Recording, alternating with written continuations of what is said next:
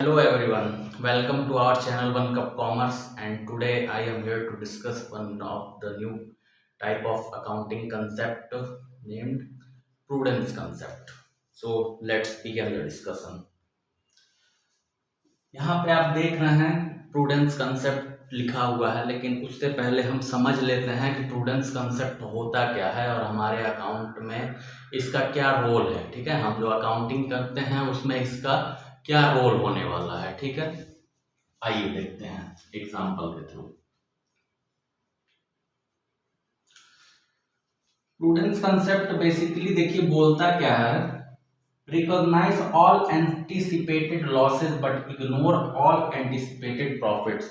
जो भी फ्यूचर में लॉसेस होने वाली हैं उसको एंटिसिपेट करो और उसके लिए क्या प्रोविजन बनाना शुरू करो तुम। ठीक है, फ्यूचर में लॉस होने वाला है तो आज से ही थोड़ा थोड़ा थोड़ा थोड़ा पैसा जुटाना शुरू करो, कब काम आ पाए तुम्हारे फ्यूचर में वो पैसा काम आ पाए। और इसी डर की वजह से मेरा कई बिजनेस आज के समय में क्या चलता है हमारे इंडिया में या कहीं भी पूरे दुनिया में, जैसे कि इंश्योरेंस का बिजनेस। आपको डराया जाता है ना कि आपके साथ कुछ घटना घट जाएगी फ्यूचर में, आपको हॉस्पिटलाइज होना पड़ जाए, मान लीजिए भगवान ना करे ऐसा हो, लेकिन अगर होना पड़ जाए तो कहाँ से आएगा इतना पैसा। तो उसके लिए आप क्या करवा लीजिए, हेल्थ इंश्योरेंस लीजिए। आता है ना टीवी में प्रचार आता है ये वो, और लोग करवाते भी हैं। क्यों करवा रहे हैं, एक डर की वजह से कि अगर फ्यूचर में ऐसा हुआ तो फिर कैसे हम उससे बचेंगे। उसी वजह से तो बिजनेस वो चल रहा है इंश्योरेंस का। और एक ही नहीं, कई तरह के इंश्योरेंस होते हैं उसमें, जनरल इंश्योरेंस, लाइफ इंश्योरेंस, ये इंश्योरेंस, वो इंश्योरेंस, फलनवा धमकवा, कई इंश्योरेंस होते हैं। ठीक है, तो इसी वजह से हम क्या कराते हैं, पॉलिसी खरीदते हैं इंश्योरेंस की। क्यों, क्योंकि फ्यूचर के जो लॉस हो सकते हैं उससे बचा जा सके। ठीक, अब हमारे देश में क्या है, डर के लोग पैसा जनरेट करना जानते हैं। ठीक, और वही डर से क्या बना है, ये प्रूडेंस कंसेप्ट बना है। ठीक, अब ये बताइए, एक और एग्जांपल आपको लेता हूँ कि आप कहीं गए, किसी पंडित जी को अपना हाथ दिखाएं। अब हाथ दिखाएं, पंडित जी हाथ देखते एकदम आपको उत्साहित कर दिए कि अरे तुम तो एकदम करोड़पति आदमी हो, तुम करोड़पति बनने वाले हो फ्यूचर में। अब ये बताइए, आप करोड़पति बनने वाले हैं ऐसा वो कौन बोला, पंडित जी बोले, और आप क्या मोहल्ला भर में पूरा इधर उधर सब जाके आप इस मिठाई बांटना शुरू कर देंगे? नहीं ऐसा करेंगे आप कि पंडित जी बोल दिए तुम करोड़पति बनने वाले हो तो जाओ मिठाई बंटवा दो सबको, अरे हम बनने वाले हैं, ऐसा थोड़ी होता है। अरे जब बनेंगे फ्यूचर में तो देखा जाएगा, बनेंगे फ्यूचर में तो देखा जाएगा। इग्नोर ऑल एंटिसिपेटेड प्रॉफिट्स, ठीक है, या गेन्स। जो होने वाला है फायदा फ्यूचर में उसको इग्नोर करो, होगा तो देखा जाएगा। लेकिन वही अगर लॉस की बात करें तो लॉस जो होने वाला है उसको क्या करो, रिकॉग्नाइज करो, और उसके लिए आज से ही गुल्लक बनाना शुरू कर दो। ठीक है, आज से ही पैसा जुटाना शुरू कर दो।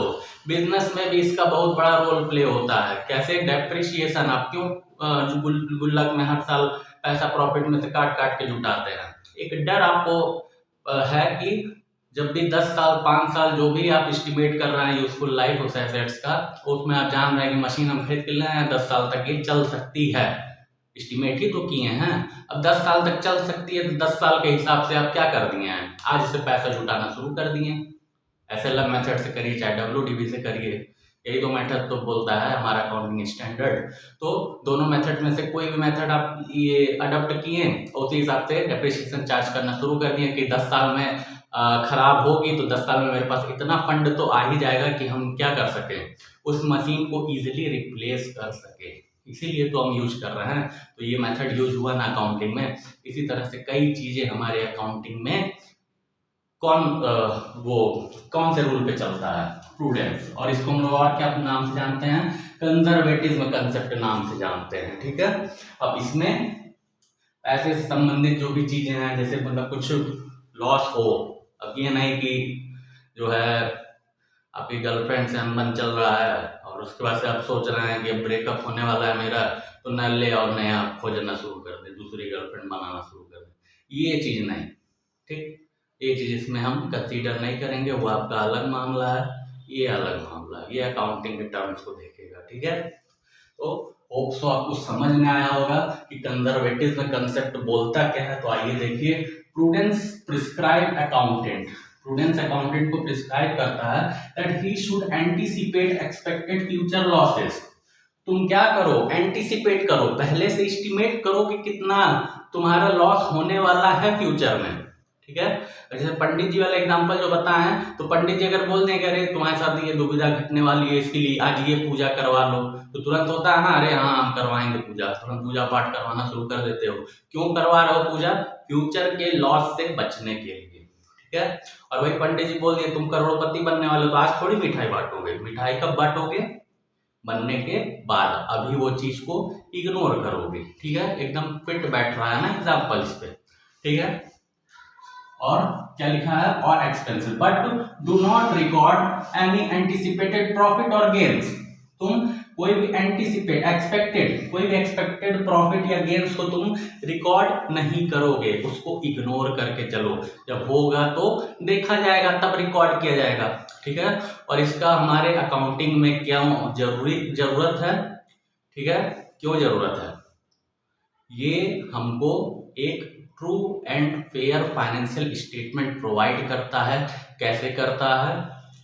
ये उन्हीं चीज को दिखाता है जो कि एक्चुअल में होने वाला है।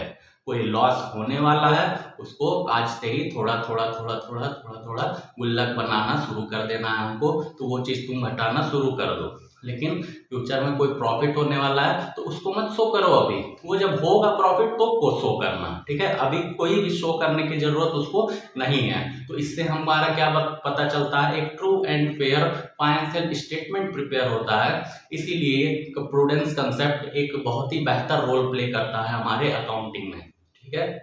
तो होप सो आपको समझ में आया होगा प्रूडेंस कंसेप्ट होता क्या है, और ये जो डेफिनेशन है इसका, तो आप अपने कॉपी में नोट कर सकते हैं।